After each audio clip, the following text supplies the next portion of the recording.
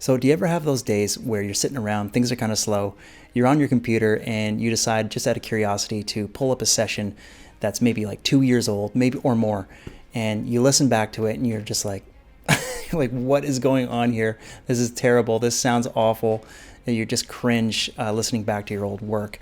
Well, I had one of those moments today, and I thought I'd make a quick video about just some of the progress that I've made over the last few years with regards to writing, producing orchestral-based music. Personally, I think writing, orchestral mock-ups and working with those sample libraries is kind of difficult, and it's actually taken me a long time to hone my skills.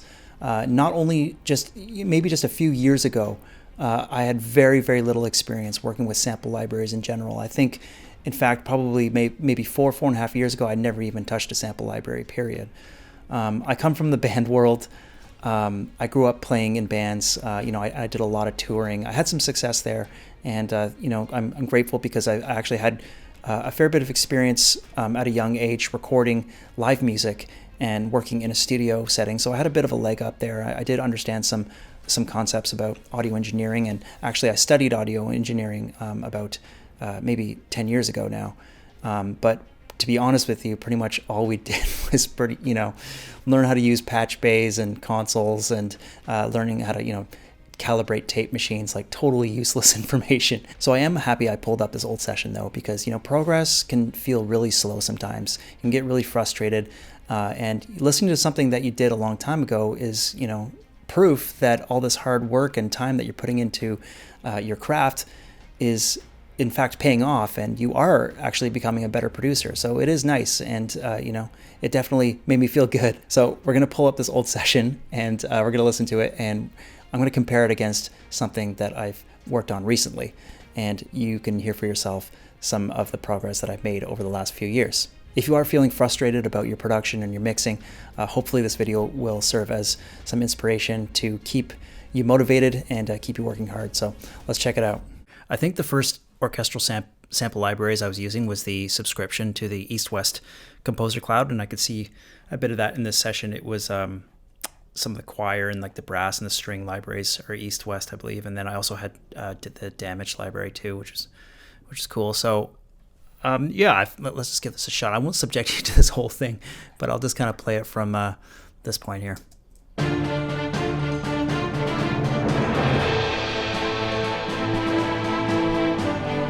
Mix is it's a bit flat, a bit dead.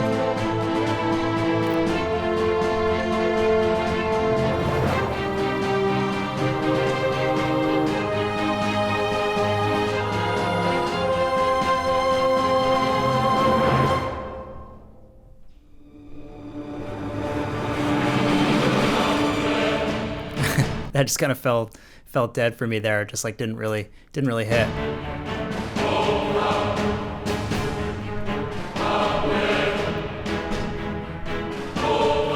So yeah, right away you hear that everything's kind of dull and flat, and that's kind of the first thing that strikes me. I think the ideas are there though, the inspiration is there, so that's cool.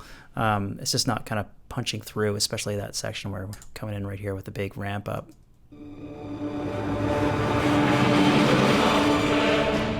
It just doesn't really hit.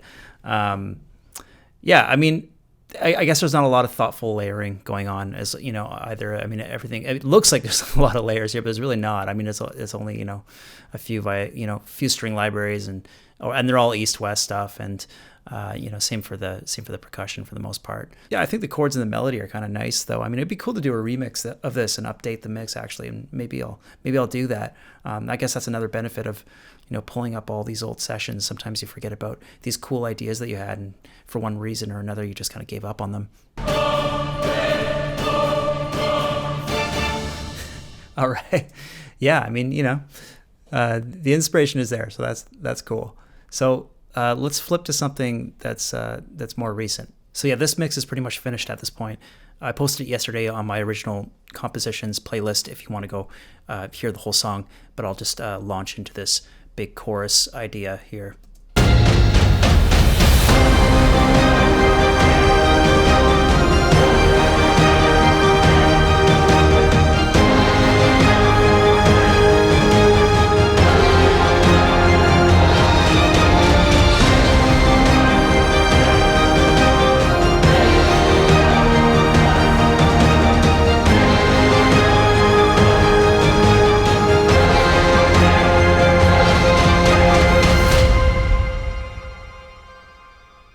So yeah, a few key differences there. I'm using a lot of, big trailer hits and effects to help bring those transitions out.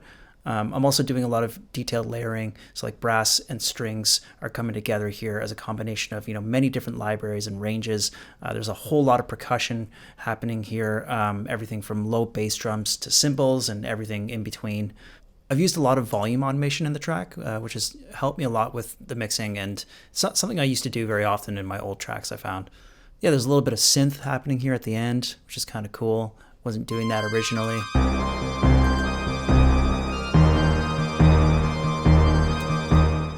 I think I've got a better handle on like EQ and compression and saturation. So yeah, over time I've managed to kind of grasp the mixing process a little better.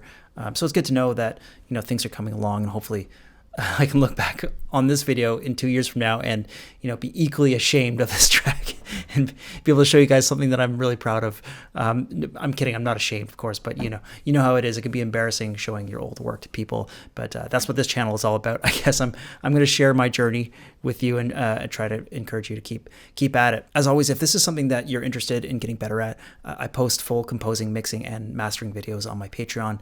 And I'd love to have your support there. Otherwise, feel free to give this video a like, subscribe to the channel, and leave a comment below and let me know how you're doing. I'm always down to hear your songs, so don't hesitate to reach out. Okay, I think that's it for today, guys. So take care, and we'll see you soon. Peace.